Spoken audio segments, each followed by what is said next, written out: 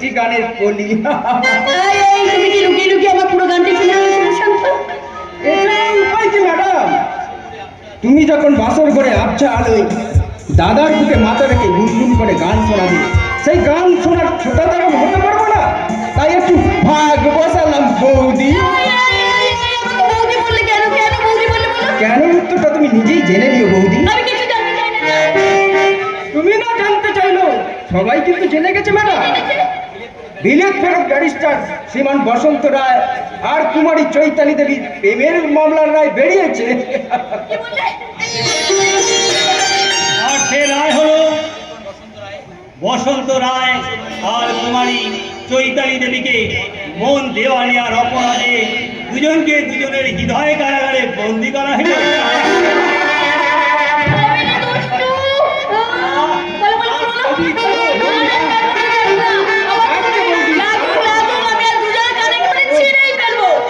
লক্ষ্মীটি দোহাই তোমায় কান ধরে এলো না, এই লোকে দেখলে বলবে দুনিয়ার হলো না। লক্ষ্মীটি দোহাই তোমায় কান ধরে এলো না, লোকে দেখলে বলবে কি দুনিয়ার হলো না।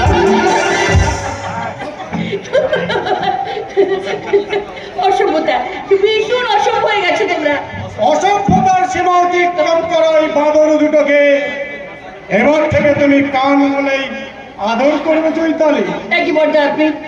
হ্যাঁ, আমি ওই বাঁদর দুটোর বাঁদরামি আর তোমাকে লজ্জার হাত থেকে মুক্তি দিতে শেষ কথাটা আমি বলবো। কি কথা দাদা?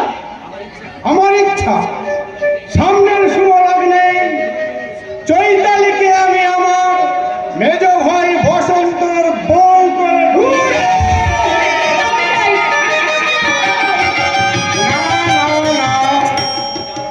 এখনই তোমার যাওয়া চলবে না।